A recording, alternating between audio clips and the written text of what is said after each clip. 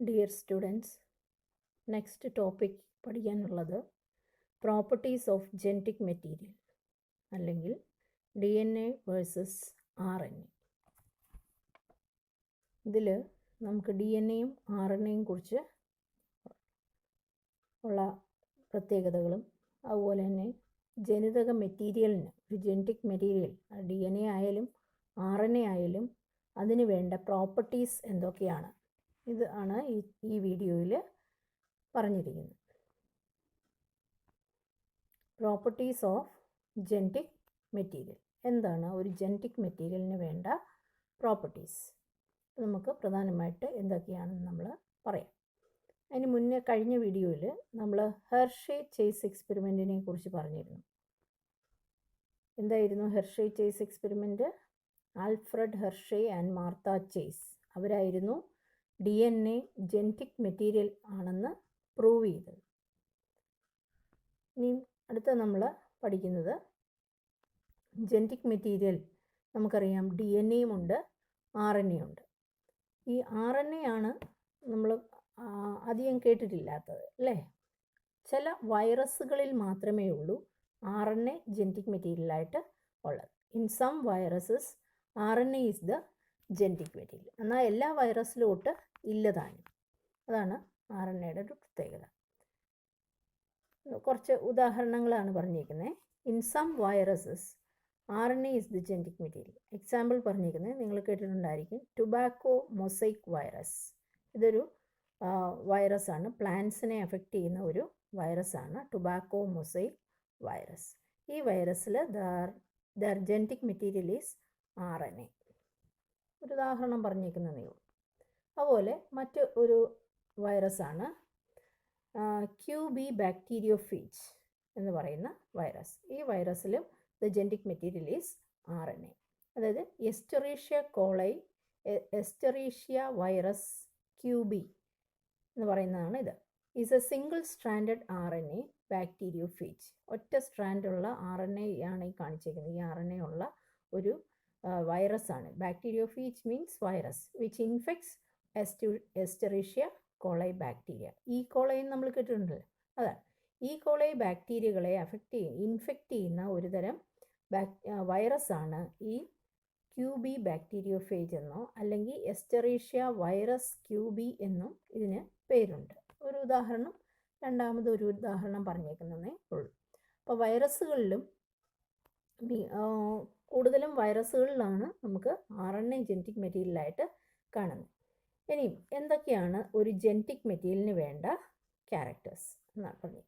What are the criteria that should be fulfilled by a molecule which act as a genetic material. ഒരു genetic material ആകണം എന്നുണ്ടെങ്കിൽ ഒരു മോളിക്യൂളിന് എന്തൊക്കെ criteria ഉണ്ടായിരിക്കണം, എന്നാലേ നമുക്കതിനെ ഒരു ജെനറ്റിക് മെറ്റീരിയൽ എന്ന് വിളിക്കാൻ കഴിയുള്ളൂ. അപ്പോൾ എന്തൊക്കെയാണ്, what are the criteria that should be fulfilled by a molecule which act as a genetic material? ഇനി ഓരോന്നായിട്ട് നമുക്ക് നോക്കാം. എന്താണ് ഒരു ജെനറ്റിക് മെറ്റീരിയലിന് വേണ്ട criteria? A molecule that can act as a genetic material must fulfil the following criteria. നമുക്ക് 4 പോയിൻറ്റ്സ് ആണ് ഉള്ളത്. അതിൽ ഒന്നാമത്തേതാണ് it should be able to generate its replica. അതായത് ഒരു മോളിക്യൂൾ, ആ മോളിക്യൂളിന് എന്തിനുള്ള കഴിവ് വേണം? It should be able to generate its replica. Replica എന്ന് പറഞ്ഞാൽ അതിൻ്റെ ഡ്യൂപ്ലിക്കേറ്റ് ഉണ്ടാകുക അല്ലെങ്കിൽ ഇരട്ടിക്കുക. അതിനെയാണ് റെപ്ലിക്കേഷൻ എന്ന് പറയുന്നത്. അപ്പോൾ ഒരു RNA ആയാലും DNA ആയാലും it should be able to generate its replica. കണ്ടോ, ഇത് DNA ആണ് കാണിച്ചിരിക്കുന്നത്. DNAയിൽ നിന്ന് 2 DNA ഉണ്ടാകുന്നു അല്ലേ, ഇരട്ടിക്കുകയാണ് ചെയ്യുന്നത്. അപ്പോൾ ഒരു മോളിക്യൂളിന് എന്തിനുള്ള കഴിവ് വേണം? റെപ്ലിക്കേറ്റ് ചെയ്യാനുള്ള കഴിവുണ്ടായിരിക്കണം. അങ്ങനെയുള്ള ഒരു മോളിക്യൂളിനെയാണ് നമ്മൾ ജെനറ്റിക് മെറ്റീരിയൽ എന്ന് വിളിക്കാൻ ഉള്ള ഒരു കാറ്റഗറി അല്ലെങ്കിൽ ഒരു ക്രൈറ്റീരിയ എന്ന് പറയുന്നത്. രണ്ടാമത്തെ പോയിൻ്റാണ്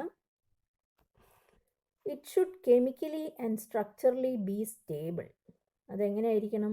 കെമിക്കലായിട്ടും സ്ട്രക്ചറലി നോക്കിയാലും അത് സ്റ്റേബിളായി സ്ഥിരതയുള്ളതായിരിക്കണം. കെമിക്കലി എന്ന് പറഞ്ഞു കഴിഞ്ഞാൽ കെമിക്കൽ ബോണ്ട്സ് ഒക്കെ സ്റ്റേബിളായിട്ടുള്ള ബോണ്ടുകൾ ഉണ്ടാകണം. സ്ട്രക്ചർ ആണെങ്കിലും സ്റ്റേബിളായിട്ട് നിൽക്കണം. അങ്ങനെ ഇങ്ങനെ ഒന്നും ഇത് പെട്ടെന്ന് നശിച്ചു പോകാനൊന്നും പാടില്ല. അപ്പോൾ അങ്ങനെയുള്ള സ്റ്റേബിളായിട്ട് ഉള്ള ഒരു മോളിക്യൂളിനെയാണ് നമുക്ക് ജെനറ്റിക് മെറ്റീരിയൽ എന്ന് രണ്ടാമത്തെ ക്രൈറ്റീരിയ പറയുന്നത്.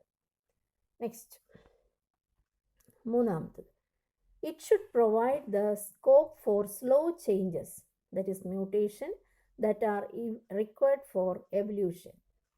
എന്താണ്? ഇറ്റ് ഷുഡ്, ആ molecule, that molecule should provide the scope four slow changes. അതായത് ഇപ്പം DNA ആയാലും RNA ആയാലും ഇതിൻ്റെ അകത്ത് കാണിച്ചിരിക്കുന്ന ഒരു സെഗ്മെൻ്റാണ് കാണിച്ചിരിക്കുന്നത്. DNAയുടെയോ RNAയുടെയോ ഒരു സെഗ്മെൻ്റാണ്. അപ്പോൾ ആ സെഗ്മെൻറ്റിൽ എന്തെങ്കിലും സ്ലോ ചേഞ്ചസ് ഉണ്ടാകാം. നമ്മൾ നേരത്തെ പറഞ്ഞിരുന്നു ഇല്ലേ, ഇതിൻ്റെ ഇടയിലുള്ള നൈട്രജൻ ബേസുകൾ ഒന്ന് ഡിലീറ്റ് ആകാം, അല്ലെ ഒന്ന് ഇൻസേർട്ട് ചെയ്യാം. അങ്ങനെയൊക്കെ ചില മാറ്റങ്ങൾക്ക് വിധേയമാകണം. അങ്ങനെയുള്ളൊരു മോളിക്യൂൾ ആവണം. സ്ലോ ചേഞ്ചസ് ഉണ്ടാവണം. ചെറിയ ചെറിയ മാറ്റങ്ങൾ ഇതിൻ്റെ അകത്ത്, അത് എന്നും ഇതേപോലെ അല്ല ഇരിക്കുന്നത്. ഇടയ്ക്കിടയ്ക്ക് ഇതിൻ്റെ ഇടയിൽ സ്ലോ ചേഞ്ചസ് അല്ലെ സ്മോൾ ചേഞ്ചസ് ഉണ്ടാകും. ആ ചേഞ്ചസിനെ നമ്മൾ മ്യൂട്ടേഷൻ എന്നാണ് പറയുന്നത്. അപ്പം എന്തായിരിക്കണം? The molecule as a genetic material must provide the scope four slow changes. ഒരു ജെനറ്റിക് മെറ്റീരിയൽ ആണെങ്കിൽ അതിൻ്റെ അകത്ത് ചെറിയ ചെറിയ ചേഞ്ചസ് ഉണ്ടാകാനുള്ള അവസരം ഉണ്ടാവണം, അല്ലെ അത് ഉണ്ടാകേണ്ടതാണ്. അപ്പോൾ അങ്ങനെ ഉണ്ടായാൽ മാത്രമേ എന്തു ചെയ്യത്തുള്ളൂ, ഇതിൽ ആ ജീവികളിലൊക്കെ മാറ്റങ്ങൾ ഉണ്ടാകുകയും ആ മാറ്റങ്ങൾ ഇങ്ങനെ ചെറിയ ചെറിയ മാറ്റങ്ങൾ ഉണ്ടാകുന്നതിനെയാണ് നമ്മൾ എവല്യൂഷൻ എന്ന് പറയുന്നത്, പരിണാമം എന്ന് പറയുന്നത്. അല്ലാതെ ഭൂമിയിൽ ജീവൻ ഉണ്ടായ കാലം തൊട്ട് ഇന്ന് വരെയുള്ള ജീവികൾ ഒരേപോലെ ഇരുന്നായിരുന്നെങ്കിൽ എന്തെങ്കിലും എവല്യൂഷൻ നടക്കുമോ? ഇല്ല. അപ്പോൾ എവല്യൂഷൻ നടക്കുന്നത് ഇറ്റ് ഈസ് സ്മോൾ ചേഞ്ചസ് അല്ലെ സ്ലോ ചേഞ്ചസ് ആണ് എവല്യൂഷൻ എന്ന് പറയുന്നത് അല്ലേ. ക്രമേണയുള്ള കുഞ്ഞു കുഞ്ഞ് മാറ്റങ്ങൾക്ക് വിധേയമായാണ് പുതിയ പുതിയ ജീവികൾ ഉണ്ടാകുന്നതെന്ന് നമ്മൾ എവല്യൂഷനിൽ പറയാറുണ്ട്. അതാണ് ഇവിടെ പറഞ്ഞത്. അപ്പോൾ ഈ ജീനുകളിൽ ഉണ്ടായാൽ മാറ്റങ്ങൾ ഉണ്ടായാൽ, അല്ലെങ്കിൽ DNA-യിലോ അല്ലെ RNA-യിലോ ചെറിയ ചെറിയ മാറ്റങ്ങൾ ഉണ്ടായാൽ മാത്രമേ അത് പിന്നീടുള്ള ജനറേഷൻസിൽ കൂടുതൽ പ്രകടിപ്പിക്കത്തുള്ളൂ അല്ലേ, പുതിയ പുതിയ സാധനങ്ങൾ ഉണ്ടാവത്തുള്ളൂ. അതിനെയാണ് നമ്മൾ മ്യൂട്ടേഷൻ എന്ന് പറയുന്നത്. ചെറിയ ചേഞ്ചസ് അവരുടെ DNA-യിൽ ഉണ്ടായിരിക്കണം. അപ്പോൾ ഒരു മോളിക്യൂൾ ആയാൽ, ഒരു ജെനറ്റിക് മെറ്റീരിയൽ എന്ന് പറയുന്ന മോളിക്യൂളിൽ എന്ത് വേണം? It should provide the scope for small changes, അല്ലെ it should provide the scope for mutation that are required for, അതെന്തിനു വേണ്ടിയതാണ്? എവല്യൂഷന് വേണ്ടിയതാണ്. അതാണ് മൂന്നാമത്തെ പോയിന്റ്. നെക്സ്റ്റ് പോയിന്റ് എന്ന് പറയുന്നത്, it should be able to express itself in the form of Mendelian characters. It should be able to express itself in the form of Mendelian characters. അപ്പം ഈ ഒരു genetic material എന്ന് പറയുന്ന molecule അതിന് എന്തിനൂടെയുള്ള കഴിവുണ്ട്? It should be able to express itself. അപ്പോൾ ഈ ജെനറ്റിക് മെറ്റീരിയൽ എന്ന് പറയുന്ന ഈ വസ്തുവിൽ ഉള്ള ക്യാരക്ടേഴ്സ് എങ്ങനത്തെ ആയിരിക്കണം? മെൻഡീലിയൻ ഇൻഹെറിറ്റൻസിൽ നമ്മൾ പറഞ്ഞ കാര്യങ്ങളെല്ലാം ഇതിൻ്റെ അകത്ത് അനുസരിക്കണം, എക്സ്പ്രസ് ചെയ്യണം. മെൻഡീലിയൻ ക്യാരക്ടേഴ്സ് പറഞ്ഞപ്പോൾ നമ്മൾ പറഞ്ഞില്ലേ, ഡോമിനൻ്റ് എന്നും റെസസീവ് എന്നും ഹോമോസൈഗസ് അങ്ങനെയുള്ള കണ്ടീഷൻസ് ഇല്ലേ, അതേപോലെ ഉള്ള അവസ്ഥയിൽ ആയിരിക്കണം. എന്നാൽ മാത്രമേ നമുക്ക് എന്ത് പറയാൻ പറ്റൂ? അതൊരു ജെനറ്റിക് മെറ്റീരിയൽ ആണെന്ന് പറയാൻ പറ്റൂ. അപ്പോൾ ഇവിടെ 4 പോയിൻറ്റ്സ് ആണ് നമ്മൾ ഇവിടെ പറയുന്നത് അല്ലേ. എന്തൊക്കെയാണ് ഒന്നുകൂടെ ഒന്ന് പറയാം. The molecules that can act as genetic material must fulfill the following criteria. ഒന്നാമത്തെ, it should be able to generate its replica. It should chemically and structurally be stable. It should provide the scope for slow changes, that is mutation, that are required for evolution. It should be able to express itself in the form of Mendelian characters. ഈ 4 points പഠിച്ചു വെച്ചിരിക്കണം. ഇത് പലപ്പോഴും ചോദിക്കാറുണ്ട്. ഒരു molecule ഒരു genetic material ആകണം എന്നുണ്ടെങ്കിൽ അതിന് വേണ്ട ക്രൈറ്റീരിയാസ് ഏതൊക്കെയാണ് എന്നാണ് ഈ 4 പോയിൻറ്റ്സ്. ഇത് നിങ്ങൾ നോട്ടിൽ എഴുതി വെച്ച് പഠിച്ചിരിക്കണം. ഇമ്പോർട്ടൻ്റ് ആയിട്ടുള്ള ഒരു കാര്യമാണ്. ഇനി നെക്സ്റ്റ് നമുക്ക് ഇതൊന്ന് ജസ്റ്റിഫൈ ചെയ്യാണ്. എന്താ നോക്കിയേ, even though both DNA and RNA function as genetic material, DNA is more stable for storage of genetic information than RNA. Justify the statement. എന്താണ്? Even though both RNA and DNA functions as genetic material. നമുക്കറിയാം അല്ലേ, RNAയും DNAയും പല ജീവികളിലും genetic മെറ്റീരിയലാണ്. പക്ഷേ DNA is more stable. DNA ആണ് കൂടുതൽ stable. എന്തിനു വേണ്ടി? For storage of genetic information than RNA.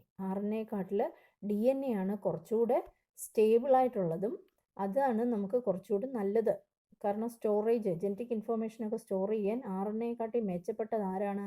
DNA ആണ്. അതൊന്ന് നമ്മൾ ജസ്റ്റിഫൈ ചെയ്യുകയാണ് ഇനിയുള്ള ഭാഗം. എങ്ങനെയാണ് DNA മോർ സ്റ്റേബിൾ എന്ന് പറയാനുള്ള കാരണമാണ് പറഞ്ഞത്. അതിന് നമുക്ക് പോയിൻ്റായിട്ട് പറയുന്നുണ്ട്. ഫസ്റ്റ് പോയിൻ്റ് ആണ്, the two strands of DNA are complementary to each other and can be separated by heating and come together in suitable condition. അതായത് ഒരു DNA നമ്മൾ എടുക്കുകയാണെങ്കിൽ DNA ആണ് മെച്ചപ്പെട്ടതെന്നല്ലേ പറഞ്ഞേ. അപ്പോൾ നമ്മൾ അതിനെ ജസ്റ്റിഫൈ ചെയ്യുക.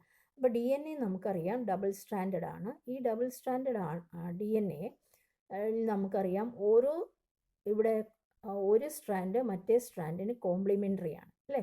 നമുക്കറിയാം ഇവിടുത്തെ ബേസ് പാറ്റേൺസ് നമുക്ക് നോക്കിയാൽ ഇവിടെ അഡീനിനാണെങ്കിൽ ഇവിടെ തീർച്ചയായിട്ടും തൈമിനായിരിക്കും, ഇവിടെ ഗ്വാനിനാണെങ്കിൽ ഇവിടെ സൈറ്റോസിനായിരിക്കും അല്ലേ. ഇവിടെ സൈറ്റോസിനാണെങ്കിൽ ഇവിടെ ഗ്വാനിൻ, ഇവിടെ തൈമിനാണെങ്കിൽ ഇവിടെ അഡീൻ. അപ്പോൾ ഇതിൻ്റെ ഒരു കോംപ്ലിമെൻ്ററി കോപ്പിയാണ് ഈ അടുത്ത സ്ട്രാൻഡ് എന്ന് പറയുന്നത്. അപ്പം ഈ സ്ട്രാൻഡ് നമ്മൾ എന്ത് ചെയ്യുന്നു? ഈ DNA കോംപ്ലിമെൻ്ററി ആയിട്ടിരിക്കുന്ന DNA സ്ട്രാൻഡ് നമ്മൾ ഹീറ്റ് കൊടുത്താൽ, നമ്മൾ ചൂടാക്കിയാൽ, ഇപ്പോൾ ഒരു ജീവിയുടെ ശരീരത്തിൽ ചൂട് കിട്ടിയാൽ ദിസ് DNA എന്ത് ചെയ്യുന്നു? ഈ DNA സ്ട്രാൻഡുകൾ സെപ്പറേറ്റ് ചെയ്യും, അൺവൈൻഡ് ചെയ്യും അല്ലേ. അങ്ങനെ അൺവൈൻഡ് ചെയ്ത് സെപ്പറേറ്റ് ചെയ്യുന്നു എന്ന് വിചാരിക്കുക. കൂടുതൽ ചൂട് കൊടുക്കുമ്പോൾ DNA എന്താകും? സിംഗിൾ സ്ട്രാൻഡേർഡ് ആയിട്ട് മാറും. പക്ഷേ നമ്മൾ വേറൊരു കണ്ടീഷൻ, ഒരു സ്യൂട്ടബിൾ കണ്ടീഷൻ കൊടുത്താൽ, അതായത് ആ ഹീറ്റിംഗ് അങ്ങോട്ട് നിർത്തി നമ്മളൊന്ന് തണുക്കാൻ അനുവദിച്ചാൽ എന്ത് സംഭവിക്കും? ഈ അടുത്തടുത്തിരിക്കുന്ന കോംപ്ലിമെൻ്ററി ആയിട്ടുള്ള ഈ സ്ട്രാൻഡുകൾ ഒരേപോലുള്ള ഇതിന് ഓപ്പോസിറ്റായിട്ട് വരുന്ന സ്ട്രാൻഡാണ്. പെട്ടെന്ന് തന്നെ അവർ പഴയ പോലെ ഇങ്ങനെ ഹെലിക്കലായിട്ട് ട്വിസ്റ്റ് ചെയ്തങ്ങിരിക്കും. അപ്പം നമ്മൾ ഹീറ്റ് കൊടുക്കുമ്പോൾ സെപ്പറേറ്റ് ചെയ്യുമെങ്കിലും പക്ഷേ ഒരു സ്യൂട്ടബിൾ ആയിട്ടുള്ള ഒരു കണ്ടീഷൻ വരുമ്പോൾ അവർ പെട്ടെന്ന് പഴയ അവസ്ഥ പ്രാപിക്കുകയും ചെയ്യും. അപ്പോൾ ആരാണ് DNA സ്റ്റേബിൾ ആണെന്ന് നമുക്ക് പറയരുതോ? ഇതിനെ നമ്മൾ ചൂട് കൊടുത്താലും എന്ത് ചെയ്താലും ഇത് സെപ്പറേറ്റ് ചെയ്യുമെങ്കിലും പെട്ടെന്ന് തന്നെ അവർ എന്താകും? പഴയ അവസ്ഥയിൽ സ്റ്റേബിളായിട്ട് തന്നെ നിൽക്കും എന്ന് കാണിക്കുന്നതാണ് ഈ ഒരു ഫസ്റ്റ് പോയിൻ്റ്. മനസ്സിലായല്ലോ? The two strands of DNA are complementary to each other and can be separated by heating and come together in suitable condition. Suitable എന്ന് ഉദ്ദേശിക്കുന്നത് ഹീറ്റ് കുറയ്ക്കുമ്പോൾ പെട്ടെന്ന് തന്നെ അവർ എന്താകും? പഴയ അവസ്ഥയിൽ ആകും. അതാണ് ഫസ്റ്റ് പോയിൻ്റ്. ഇനി സെക്കൻഡ് പോയിൻ്റ് എന്ന് പറയുന്നത്, നമ്മൾ നേരത്തെ DNA-യും RNA-യും പറഞ്ഞപ്പോൾ നമ്മൾ അതിനുള്ളിലെ ഷുഗർ മോളിക്യൂൾസിനെ കുറിച്ച് പറഞ്ഞിരുന്നു അല്ലേ. പെൻറ്റോസ് ഷുഗറിനെ കുറിച്ച് നമ്മളപ്പോൾ എടുത്ത് പറഞ്ഞിരുന്നു. RNA-ക്കകത്ത് റൈബോസ് ഷുഗറും DNA-ക്കകത്ത് ഡിയോക്സി റൈബോസ് ഷുഗറുമാണ്. അപ്പോൾ ഇത് എല്ലാം ഒരുപോലെയാണ്. പക്ഷേ ഒരു വ്യത്യാസം മാത്രം നമുക്ക് കാണാം. ഇവിടെ രണ്ടാമത്തെ കാർബണേറ്റ് നോക്കിയാൽ നമ്പർ നമ്മൾ പഠിച്ചിട്ടുണ്ട്. ഇവിടുന്ന് തുടങ്ങുന്നത് 1, 2, 3, 4, 5 ഇല്ലേ. 5 കാർബണാറ്റം ഉള്ള ഷുഗറിനെയാണ് നമ്മൾ പെൻറ്റോസ് ഷുഗർ എന്ന് പറയുന്നത്. അപ്പോൾ ഈ രണ്ടാമത്തെ കാർബണാറ്റത്തിൽ നമുക്ക് റൈബോസ് ഷുഗറിൻ്റെ അകത്ത് ഒരു OH ഗ്രൂപ്പ് കാണാം അല്ലേ. അതേസമയം ഡിയോക്സി റൈബോസിൻ്റെ സെക്കൻഡ് കാർബണാറ്റത്തിൽ ഒരു ഹൈഡ്രജൻ മാത്രമേ ഉള്ളൂ, OH ഇല്ല. അപ്പോൾ ഈ OH RNA നമുക്കറിയില്ല, റൈബോസ് ആരിലാണ് കാണുന്നത്? RNA-യിലാണ് കാണുന്നത്. അപ്പോൾ ഈ RNA-യിലുള്ളത് കൊണ്ട് ഈ ഒരു ഗ്രൂപ്പ്, അതായത് OH ഗ്രൂപ്പ് ഒഴിക്കുന്നത് കൊണ്ട് ഈ OH ഗ്രൂപ്പ് എപ്പോഴും റിയാക്റ്റീവ് ഗ്രൂപ്പാണ്. ആരോട് വേണമെങ്കിലും പോയി റിയാക്ട് ചെയ്യാൻ കഴിവുണ്ട്. അതുകൊണ്ടാണ് അങ്ങനെ. അതാണ് ഈ സെക്കൻഡ് പോയിൻ്റായിട്ട് ഇവിടെ പറയുന്നത്. 2' OH ഗ്രൂപ്പ്, അതായത് സെക്കൻഡ് കാർബണാറ്റത്തിലുള്ള OH group present in RNA is a reactive group. Reactive ആണ് and makes RNA labile and easily degradable.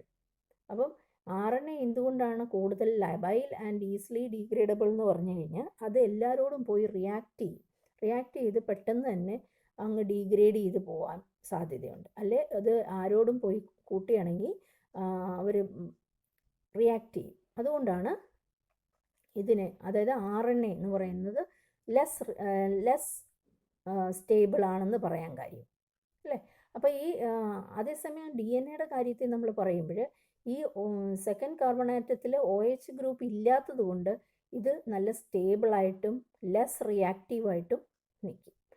അപ്പോൾ ഇവിടെ എടുത്തു പറയുന്ന രണ്ടാമത്തെ പോയിന്റ് എന്ന് പറയുന്നത് 2OH ഗ്രൂപ്പ്, 2OH അല്ല 2' എന്ന് പറഞ്ഞാൽ ഇവിടെ സെക്കൻഡ് കാർബൺ ആറ്റത്തിൽ OH group present in RNA is a reactive group and makes RNA labile and easily degradable. ആരോട് വേണമെങ്കിലും റിയാക്ട് ചെയ്യുന്നതിനാണ് ലബൈൽ ആൻഡ് അതുപോലെ ഇത് പെട്ടെന്ന് തന്നെ ഡീഗ്രേഡ് ചെയ്ത് പോകുന്നതുമാണ് ആര് RNA. അപ്പോൾ കുറച്ചുകൂടി ബെറ്റർ ആരാണ് DNA തന്നെയാണ്. അതാണ് ഇവിടെ പറഞ്ഞത്. The absence of 2' group gives more stability and chemically less reactive nature of DNA than RNA.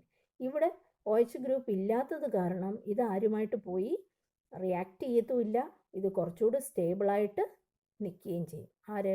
DNA-യിലെ deoxy ribose. അതാണ് മൂന്നാമത്തെ പോയിന്റ്. അപ്പോൾ DNA നമ്മളിപ്പോൾ പറഞ്ഞു വരുന്നത് എന്താണ്? DNA ആണ് കുറച്ചുകൂടെ മെച്ചപ്പെട്ട ജെനറ്റിക് മെറ്റീരിയൽ. അപ്പോൾ അതിൻ്റെ ഒരു കാരണങ്ങളാണ് നമ്മളിപ്പോൾ പറഞ്ഞത്. 3 കാരണങ്ങളാണ് നമ്മൾ പറഞ്ഞത് അല്ലേ. ഒന്നാമത്തെ കാരണം എന്തായിരുന്നു ഇവിടെ പറഞ്ഞ്? കോംപ്ലിമെൻ്ററി ആണ്. അത് ഹീറ്റ് കൊടുത്താലും പഴയ അവസ്ഥയിൽ ഹീറ്റ് കൊടുത്ത് സെപ്പറേറ്റ് ചെയ്താലും അവർ കൂടുതൽ സ്റ്റേബിളായിട്ട് പിന്നെ കൂളിംഗ് കണ്ടീഷനിൽ അല്ലെ അത് സ്യൂട്ടബിൾ കണ്ടീഷനിൽ അവർ പഴയ അവസ്ഥയിലെത്തും, സ്റ്റേബിളാണ്. പിന്നെ വീണ്ടും അവർ സ്റ്റേബിളാണെന്ന് DNA സ്റ്റേബിളാണെന്ന് പറഞ്ഞു വരുന്നത് RNAയ്ക്ക് സെക്കൻഡ് കാർബൺ ആറ്റത്തിൽ OH ഗ്രൂപ്പ് ഉള്ളതുകൊണ്ട് ആ OH ഗ്രൂപ്പ് കൂടുതൽ റിയാക്റ്റീവായിട്ടുള്ള ഗ്രൂപ്പാണ്. അതുകൊണ്ട് ആരുമായിട്ടും അത് കയറി റിയാക്ഷനിൽ പങ്കെടുക്കാം, അതുപോലെ എളുപ്പം ഡീഗ്രേഡ് ചെയ്ത് പോകുകയും ചെയ്യാം. പിന്നെ DNA കുറച്ചുകൂടി മെച്ചപ്പെട്ടതാണെന്ന് പറയാൻ കാരണം സെക്കൻഡ് കാർബൺ ആറ്റത്തിലെ OH ഗ്രൂപ്പ് അവർക്കില്ല, പകരം ഒരു ഹൈഡ്രജൻ ആറ്റമാണ്. അത് ആ DNA മോളിക്യൂളിന് കൂടുതൽ സ്റ്റെബിലിറ്റി അല്ലെങ്കിൽ കെമിക്കലി ലെസ് റിയാക്റ്റീവായിട്ട് ആണ് DNA കാണപ്പെടുന്നത്. ഇനി നാലാമത്തെ പോയിന്റ് എന്ന് പറയുന്നത് the presence of thymine at the place of uracil gives additional stability to RNA. നമ്മൾ DNA RNA നമ്മൾ പഠിച്ചിട്ടുണ്ട്. DNA ഡബിൾ സ്റ്റാൻഡേർഡ് ആണ്, RNA സിംഗിൾ സ്റ്റാൻഡേർഡ് ആണ്. DNAക്കകത്തുള്ള നൈട്രജൻ ബേസുകൾ നമുക്കറിയാം, സൈറ്റോസിൻ, ഗ്വാനിൻ, അഡിനിൻ, തൈമിൻ അല്ലേ, ഇതാണ് തൈമിൻ മോളിക്യൂൾ. അതേസമയം RNAയിൽ നമ്മൾ പഠിച്ചിട്ടുണ്ട് സൈറ്റോസിൻ, ഗ്വാനിൻ, അഡിനിൻ, തൈമിന് പകരം ഇവിടെ ആരാ ഉള്ളത്? യുറാസിലാണുള്ളത്. നോക്കിയേ, ആ യുറാസിൽ മോളിക്യൂൾ നോക്കുമ്പോൾ തന്നെ നമുക്കൊരു വ്യത്യാസം കാണാം അല്ലേ. ഇവിടെ ഇങ്ങനെ അതിനൊരു CH2 ഗ്രൂപ്പൊക്കെ ഉണ്ട്. ഇവിടെ പറയുന്നത് എന്ന് വെച്ചാൽ ഈ തൈമിനുള്ളത് കൊണ്ടാണ് DNA കുറച്ചുകൂടി സ്റ്റേബിളായിട്ട് നിൽക്കാൻ കാരണം. ഈ യുറാസിലിന് അത്രയും ഒരു സ്റ്റെബിലിറ്റി ഈ മോളിക്യൂളിൻ്റെ അത്രയും ഇല്ല. ഇതിൻ്റെ ഘടനയുടെ അത്രയും ഘടന ഇതിന് സ്റ്റേബിളായിട്ടുള്ള ഘടനയല്ല ഇതിനുള്ളത്, യുറാസിലിനുള്ളത്. അതുകൊണ്ട് thymine give stability to DNA. അതാണ് ഈ പറഞ്ഞത്. The presence of thymine at the place of uracil gives additional stability to DNA. ഇതുള്ളത് കൊണ്ടാണ് കുറച്ചുകൂടി സ്റ്റേബിളായിട്ട് DNA നിൽക്കുന്നത്. അപ്പോൾ നാലാമത്തെ പോയിൻ്റാണ് തൈമിനുള്ളത് കൊണ്ട് DNA കുറച്ചുകൂടി സ്റ്റേബിളാണ്. അതേസമയം യുറാസിൽ ഉള്ളത് കൊണ്ട് ഇറ്റ് ഈസ് ലെസ് സ്റ്റേബിൾ എന്നുകൂടി നമുക്ക് പറയാം. ഈ അഞ്ചാമത്തെ പോയിന്റ് എന്ന് പറഞ്ഞാൽ both RNA and DNA are able to mutate. നമുക്കറിയാം ജെനറ്റിക് മെറ്റീരിയൽ ആദ്യം നമ്മൾ പറഞ്ഞു, ജെനറ്റിക് മെറ്റീരിയലാണെങ്കിൽ അതിന് എന്തിനുള്ള കഴിവുണ്ടായിരിക്കണം? ചെറിയ ചെറിയ ചേഞ്ചസ് അല്ലെ ചെറിയ ചെറിയ മ്യൂട്ടേഷൻസ് ഉണ്ടാവാനുള്ള കഴിവ് ഉണ്ട്. അപ്പോൾ ഇവർക്ക് രണ്ടുപേർക്കും മ്യൂട്ടേഷൻസ് ഉണ്ടാവാനുള്ള കഴിവ് ഉണ്ട് അല്ലേ. അപ്പോൾ RNA being unstable mutate at faster rate. നമുക്ക് നേരത്തെ ഇപ്പോൾ RNA എന്ന് പറയുമ്പോൾ തന്നെ അത് അൺസ്റ്റേബിൾ ആണെന്നാണ് നമ്മൾ പറഞ്ഞു വന്നത് അല്ലേ. അപ്പോൾ അൺസ്റ്റേബിൾ ആയതുകൊണ്ട് പെട്ടെന്ന് തന്നെ മ്യൂട്ടേഷൻസ് ഉണ്ടാക്കാനുള്ള സാധ്യത, അതായത് ഇവിടുന്ന് നൈട്രജൻ ബേസുകൾ പൊഴിഞ്ഞു പോവുകയോ അല്ലെങ്കിൽ നൈട്രജൻ ബേസുകൾ വന്ന് ആഡ് ചെയ്യുകയോ റിയാക്ട് ചെയ്യുകയോ ഒക്കെ ചെയ്ത് ഈ RNAയിലാണ് കൂടുതലും മ്യൂട്ടേഷൻസ് കൂടുതൽ ഫാസ്റ്റർ റേറ്റിൽ സംഭവിക്കുന്നത്. അതേസമയം DNA-യിൽ അത്ര ഫാസ്റ്റർ അല്ല, ചെറിയ ചെറിയ മ്യൂട്ടേഷൻസ് സ്ലോ റേറ്റിൽ മാത്രമേ RNA-യിൽ നടക്കാറുള്ളൂ. RNA viruses have shorter lifespan due to faster mutation. RNA ഉള്ള വൈറസുകൾ നമ്മൾ കേട്ടിട്ടുണ്ടല്ലേ. ഇപ്പോൾ വൈറസുകളെ കുറിച്ച് നമ്മൾ പഠിക്കുന്നുണ്ട്. RNA വൈറസുകൾ പെട്ടെന്നാണ് മ്യൂട്ടേഷൻ സംഭവിച്ച് വേറെ വൈറസുകളായിട്ട് മാറുന്നത്. നമ്മൾ കൊറോണ വൈറസ് ഒക്കെ പറഞ്ഞപ്പോൾ പറയുന്നില്ലേ, മ്യൂട്ടേഷൻ സംഭവിച്ചാണ് ഈ വൈറസുകൾ ഓരോ രൂപാന്തരം പ്രാപിച്ച് പുതിയ പുതിയ വൈറസുകൾ ഉണ്ടാകുകയും ഒക്കെ ചെയ്യുന്നതെല്ലാം അതുകൊണ്ടാണ്. ഫാസ്റ്ററാണ് അവരുടെ മ്യൂട്ടേഷൻ. RNA വൈറസുകളിലെല്ലാം ഫാസ്റ്റർ റേറ്റിലാണ് മ്യൂട്ടേഷൻസ് സംഭവിക്കുന്നത്. അപ്പോൾ ഇവിടെ നമ്മൾ ജെനറ്റിക് മെറ്റീരിയൽ വെച്ച് പറയുമ്പോഴും നമുക്ക് പറയാം RNAയിലാണ് കൂടുതൽ ഫാസ്റ്റർ റേറ്റിൽ മ്യൂട്ടേഷൻ നടക്കുന്നത്. Therefore, among the two nucleic acids, the DNA is a better genetic material. ഇതിൻ്റെ ഈ 5 കാരണങ്ങളാൽ നമുക്ക് എന്ത് പറയാൻ പറ്റും? DNA ആണ് ബെറ്റർ ജെനറ്റിക് മെറ്റീരിയൽ എന്ന് പറയാൻ പറ്റും. അപ്പോൾ അതാണ് DNA ബെറ്റർ ജെനറ്റിക് മെറ്റീരിയൽ ആണെന്ന് പറയാൻ നിങ്ങൾക്ക് 2 റീസൺസ് എഴുതാൻ ചോദിക്കും. അപ്പോൾ ഈ റീസൺസ് ആണ് നമ്മൾ ഈ 5 റീസൺസ് ആണ് എഴുതേണ്ടത്. അതെല്ലാം കൂടെ ഒന്നിച്ചാണ് പറഞ്ഞിരിക്കുന്നത്. ഒന്നുകൂടെ ഒന്ന് നോക്കിക്കേ.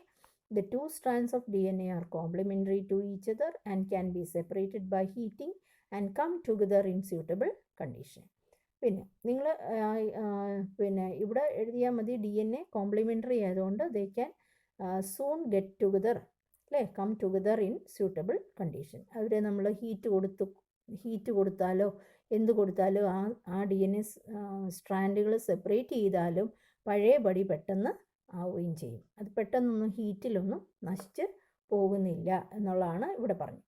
രണ്ടാമത് പറഞ്ഞ് OH ഗ്രൂപ്പ്, അല്ലേ? സെക്കൻഡ് കാർബൺ ആറ്റത്തിൽ OH ഗ്രൂപ്പ് ഉള്ളതുകൊണ്ട് RNA ഈസ് മോർ റിയാക്റ്റീവ്, അല്ലേ? And degradable, labile and more easily degradable. മൂന്നാമത്തെ പോയിന്റ് പറഞ്ഞ എന്താണ്? അത് ഈ OH ഗ്രൂപ്പ് ഇല്ലാത്തത് കൊണ്ട് DNA is more stable and chemically less reactive nature. നാലാമത്തെ പോയിന്റ് പറഞ്ഞത് the presence of thymine at the place of uracil give additional stability to DNAയിൽ തൈമിൻ ഉള്ളതുകൊണ്ട് കൂടുതൽ സ്റ്റെബിലിറ്റി കിട്ടുന്നു. പിന്നെ അഞ്ചാമത്തെ പോയിന്റ് പറഞ്ഞത് എന്താണ്? Both DNA and RNA are able to mutate. രണ്ടുപേരും മ്യൂട്ടേറ്റ് ചെയ്യും. പക്ഷേ RNA ഒരു അൺസ്റ്റേബിൾ ആയതുകൊണ്ട് എപ്പോഴും mutation is at a faster rate. ഇത്രയാണ് ഈ 5 പോയിന്റ്സ് പഠിച്ചു വെക്കുക. എന്തിനു വേണ്ടിയാണ്? DNA is the best genetic material, or നമുക്ക് പറയാം DNA is the better genetic material than RNA. Why എന്നൊക്കെ പറഞ്ഞുകൊണ്ടൊരു ക്വസ്റ്റ്യൻ ചോദിച്ചാൽ ഇതിൽ 2-3 പോയിന്റ്സ് മാർക്കിനനുസരിച്ച് എഴുതണം. അതും വളരെ ഇമ്പോർട്ടൻ്റ് ആണ്. ഇതിൻ്റെ നോട്ട്സും നിങ്ങൾ എഴുതി വെച്ചേക്കണം. ഇനി അടുത്തത്, which is the first genetic material, DNA or RNA? അല്ലേ? നമുക്കൊരു സംശയം തോന്നും, ലോകത്ത് ആദ്യമായിട്ടുണ്ടായ ജെനറ്റിക് മെറ്റീരിയൽ DNA ആണോ RNA ആണോ? അത് പ്രൂവ് ചെയ്യാൻ വേണ്ടിയാണ് പറയുന്നത്. എന്തൊക്കെയാണെന്ന് നോക്കി.